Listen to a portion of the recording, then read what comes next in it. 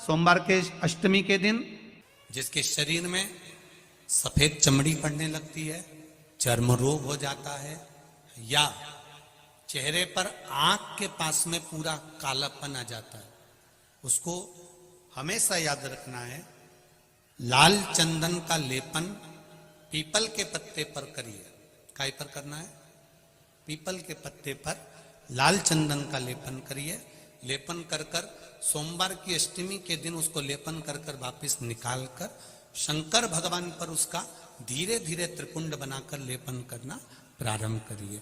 जब आप त्रिपुंड बनाकर लेपन करना प्रारंभ करें, उसके बाद उस चंदन को जो सोमवार की अष्टमी है तब निकाल कर लिया है और निकाल कर लाकर उसको डब्बी में रख लें।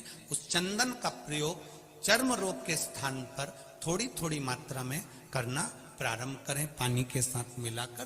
परंतु उस चंदन को केवल 6 से 7 दिन में प्रयोग करिएगा, ज्यादा नहीं। धीरे धीरे चमड़ी, परंतु उसको सोमवार की अष्टमी के दिन सिद्ध कर कर बनाना है। उसको सोमवार की अष्टमी के दिन चढ़ाना है श्री शिवाय नमस्तुभ्यम या ओम नमः शिवाय या पंचाक्षर मंत्र या महामृत्युंजय मंत्र, जो आपको आता हो, शिव जी का जो नाम आपको याद हो उसको बोलकर चढ़ा दो। उसको लिया, फिर उसको अपने शरीर पर लगाना प्रारंभ करो। उसका फल आपको 15 दिन के अंदर धीरे धीरे धीरे धीरे प्राप्त होना प्रारंभ हो। लाल चंदन का प्रयोग शिव जी के लिए अवश्य। सोमवार के अष्टमी के दिन अशोक सुंदरी वाली जगह, सबको मालूम है ना अशोक सुंदरी की जगह? अशोक सुंदरी वाली जगह पर 7 हल्दी की बिंदी रख दी जाए। लड़का लड़की जिसका विवाह नहीं हुआ उसका हाथ रख दिया जाए और वही हाथ के छापे पीपल के वृक्ष पर 5 लगा दिए जाएं। महाराज 3 महीने में उसका विवाह पक्का हो जाता है। सोमवार की अष्टमी का इतना भाव है महाराज, सहज नहीं है सोमवार की अष्टमी। शिव और आद्य शक्ति का मिलन है सोमवार की अष्टमी। भगवान शंकर और पार्वती का मिलन। ऐसी कौन सी कामना है जो शिव पूर्ण नहीं करते? बस आपका विश्वास, आप उस पर भरोसा करना तो पूर्ण कर। कहते हैं सोमवार के दिन की अष्टमी पढ़ने पर, कौन से दिन? सोमवार के दिन कौन सी तिथि? जम के बोलो, अष्टमी। सोमवार के दिन अष्टमी तिथि पढ़े और उस दिन अगर 5 बेलपत्र भगवान शिव को समर्पित कर दिए जाए तो व्यक्ति जो सोचकर, जिस कामना से, जिस मनवांछित फल के लिए बेलपत्र चढ़ाता है, उसकी वो कामना मात्र 3 महीने में पूरी हो जाती है। मात्र 3 महीने। एक बात बहुत सुंदर है, ध्यान रखिएगा थोड़ा सा। कभी अगर मौका लगे सोमवार की अष्टमी पड़ जाए, क्या पड़ जाए सोमवार की? जम के बोलो जरा। अष्टमी। या तो सोमवार की अष्टमी पड़ जाए, या हर महीने शिवरात्रि आती है, हर महीने आती है, या तो सोमवार की अष्टमी पड़ जाए या फिर सोमवार की शिवरात्रि पड़ जाए, हर महीने आती है। प्रयास करना कहीं से देसी गाय का दूध मिल जाए, थोड़ा सा दूध देसी गाय का मिल जाए, थोड़ा सा दूध देसी गाय का थोड़ा सा दूध अगर प्राप्त हो जाए, बेलपत्री के पत्ते से दूध कटोरी में लेकर, मात्र बेलपत्री के पत्रे से एक एक बूंद अगर दूध, आप एक बूंद अगर ज्यादा ना मिला हो, 1 चम्मच भी अगर आपको दूध देसी गाय का मिल गया हो और सोमवार की अष्टमी पड़ जाए या सोमवार की, जम के बोलो, शिवरात्रि पड़ जाए, उसमें केवल अगर देसी गाय का दूध मिल जाए, जर्सी गाय का नहीं हो, देसी गाय का अगर दूध मिल जाए, बेलपत्री के पत्ते से, तुम्हारे घर के अंदर अगर शिवलिंग है या मंदिर में शिवलिंग है या तुम्हारे नजदीक में कोई शिवलिंग है, उस पर बूंद बूंद, एक एक बूंद अगर शिवलिंग पर दूध समर्पित कर रहे हो, श्री शिवाय नमस्तुभ्यम, नमः शिवाय या षडाक्षर मंत्र ओम नमः शिवाय या 33 अक्षर का मंत्र महामृत्युंजय मंत्र, इसका स्मरण कर कर शिव जी पर देसी गाय का दूध समर्पित कर कर इस बेलपत्री को अशोक सुंदरी वाली जगह पर अगर आप समर्पित कर देते हैं, फिर आप जिस भी चीज के लिए अप्लाई करें, मेरा देवाधिदेव महादेव आपका हाथ पकड़कर खींचकर आगे बढ़ा ही दे। मेहनत करना,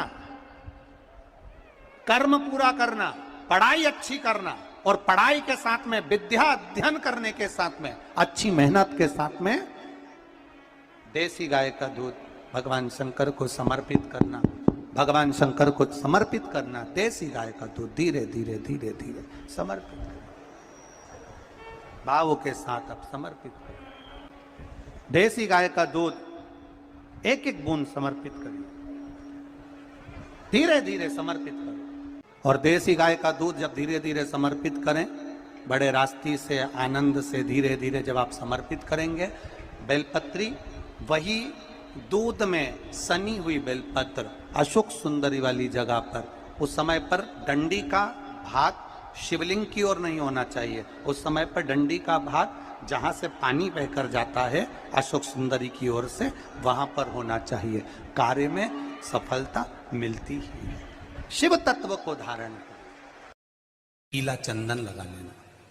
कितना लगाना है?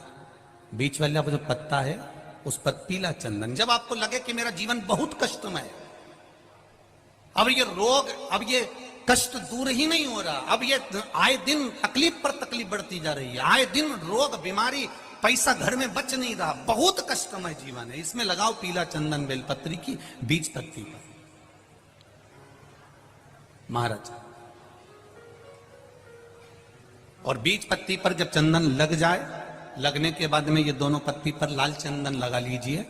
इन दोनों पत्ती के बीच में जो डंडी का भाग होता है, आपको कहा था, आपको स्मरण में होगा शायद, हमने जब बेलपत्री की महत्वता बताई थी तो उस बेलपत्री की महत्वता में कहा था ब्रह्मा विष्णु महेश ये तीन हैं, बोला था।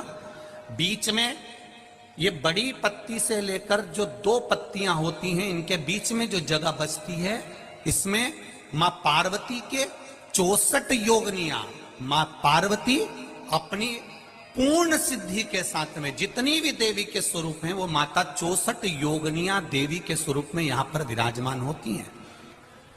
दो पत्ती के नीचे से जो डंडी होती है नीचे तक, ये पूरी डंडी में 33 कोटि देवी देवताओं विराजमान होते हैं इस पूरी डंडी के अंदर। तो ये बीच वाली पत्ती है, ये जो बीच वाली पत्ती का जो भाग होता है, इस पत्ती के भाग में शहद का प्रयोग कर कर, यहां पीला चंदन, लाल चंदन, लाल चंदन, शहद का प्रयोग कर कर, इसी तरह से पकड़कर ये बेलपत्री की जो डंडी है वो अशोक सुंदरी पर जब आप समर्पित करें, तो जहां से जल बहता है उस ओर पर इस पत्ती को चढ़ाकर केवल आपके हृदय की बात कहकर देवाधिदेव महादेव से कोई भी शिव जी का मंत्र, पंचाक्षर नमः शिवाय, षडाक्षर ओम नमः शिवाय, श्री शिवाय नमस्तुभ्यम, या महामृत्युंजय मंत्र, जो शिव का मंत्र हो आपके पास में, उसको बोलते हुए देवाधिदेव महादेव को धीरे धीरे जल की धार चढ़ाना प्रारंभ करो। जल की धार जब पूर्ण होने लगे, उसमें थोड़ा जल बचे, तब अशोक सुंदरी पर जो तुमने बेलपत्र चढ़ाई है वहां उस जलधार को चढ़ाएं। ये प्रयोग आपको केवल सोमवार की अष्टमी पढ़ने पर ही करना है। कौन से दिन करेंगे? जम के बोलिए जरा। सोमवार की अष्टमी पढ़ने पर यह प्रयोग करें और जल चढ़ाकर बाबा से विनती कर कर उसी बेलपत्र को वापस उठाकर कहीं जलाशय में या किसी पेड़ के नीचे विसर्जन कर दें और एक लोटा जल वहां भी चढ़ा दें। बस निवेदन कर कर आ जाइए, मेरा बाबा 3 माह के अंदर हाथ जरूर पकड़ेगा और आपको दलदल से बाहर निकाल देगा। बात और आपसे कहेंगे, उतारिएगा।